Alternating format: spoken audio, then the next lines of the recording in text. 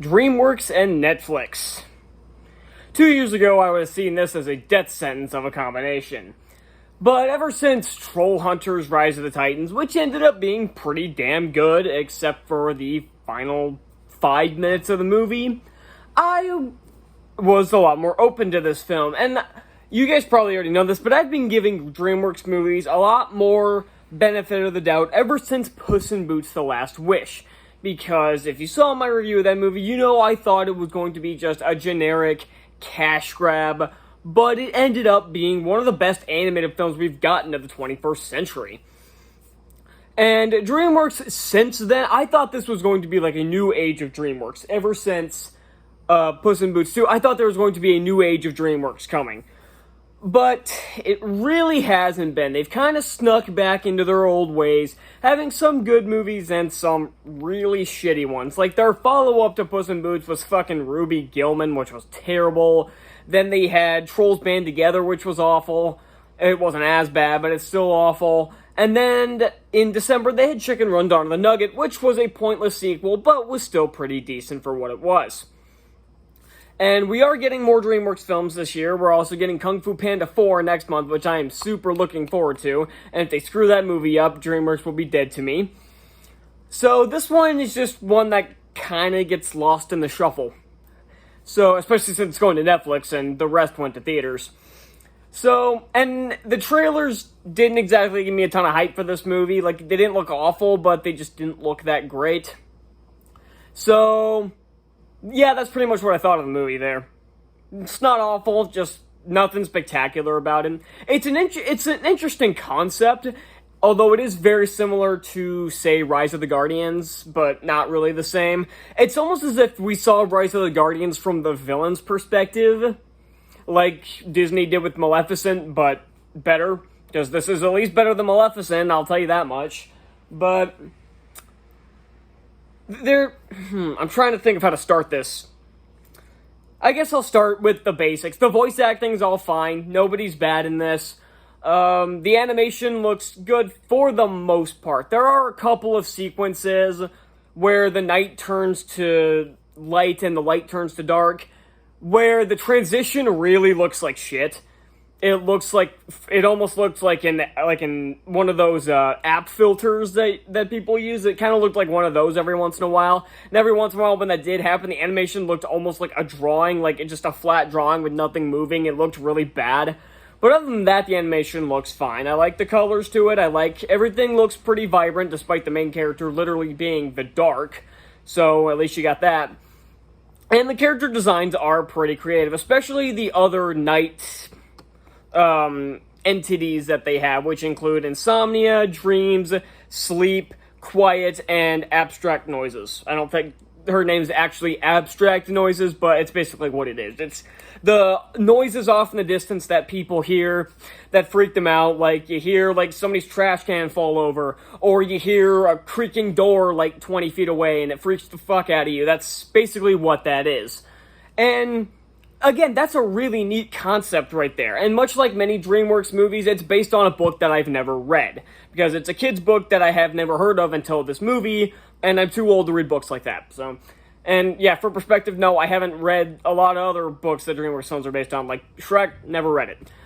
So, yeah, so the main character of this is one of my big problems, because he is obnoxious. And I know that's kind of the idea, but really the point of this is that he's afraid of basically 95% of the things on the fucking planet. And again, I'm trying to think how to put this, because I don't want to be too mean to this, but okay, I'm just gonna say it. This is stupid. This idea where this kid is afraid of virtually everything is really dumb. You get the stereotypical kid in a group that has an irrational fear of something, like someone's afraid of germs, or someone's afraid of heights or something, but this kid's afraid of everything. He's afraid of the dark. He's afraid of girls. He's afraid of mosquitoes. He's afraid of heights. He's afraid of goddamn everything, except for the light, which I get kind of ties into the message, and that's not a terrible idea. But the execution was just really bad, especially since he doesn't really confront a lot of these, except in one sequence about halfway through the movie where he has to face his fears, and kind of succeeds, but kind of fails at the same time. It's weird. And then at the climax where he has to face everything.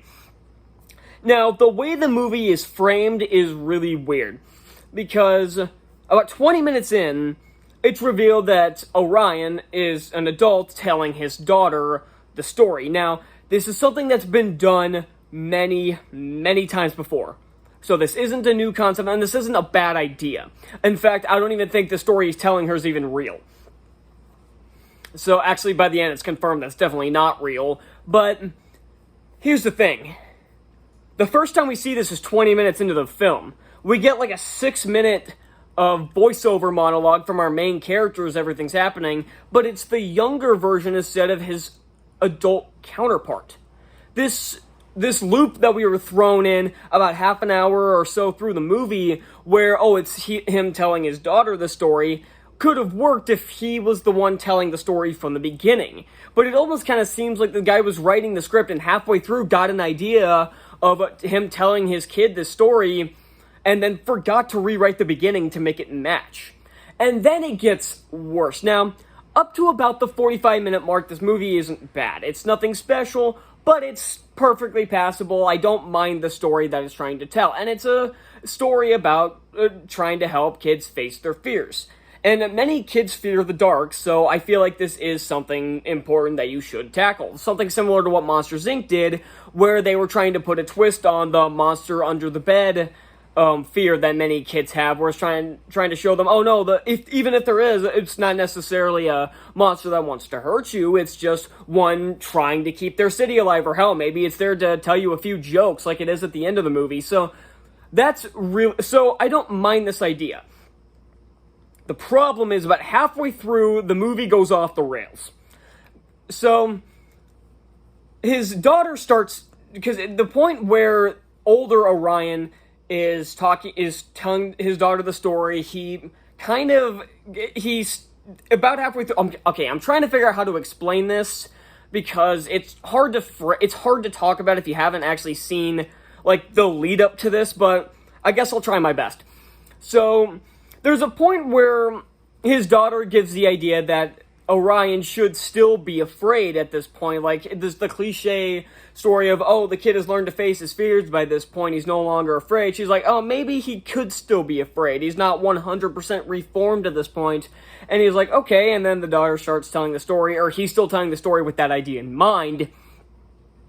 And then he talks to the other night entities about how great daylight and everything that goes on during the day is, so they all basically quit doing their jobs at night, leaving Dark all by him to fly around the world to create night all by himself, to the point where he becomes depressed and commits suicide. You think I'm joking, but no, he literally stands around and lets light pass him to erase him from existence. All of this while sitting on a turtle. Sure, why not? But then, and at this point, I could kind of tell where the movie was going, where he was going to round up the other night entities, they were going to find a way to bring Dark back, and that is what happens. But what leads up to this is kind of retarded, because the daughter herself enters the story, and she gives him the idea of going into his dreams to try to pull Dark back out by using the power of all the entities. Now, this kind of kills the immersion of the movie, where we're just inserting characters that had no business being here in the first place, like don't even fit within the timeline, and it gets worse at the end, you'll see in a second. And the climax of this is fine, where he has to go into his dream and face a bunch of his fears in order to save Dark, which it works fine enough. I thought it was a little over the top, but it was perfectly fine. And then she's still here, and then it's revealed at the end that her son creates the ending where she's able to go back to her time due to a time machine that unleashes time monsters. Yeah, this shit definitely didn't come out of left field, and happens in the last 5 minutes of the movie, not including the credits, which take up about 11 minutes of the runtime.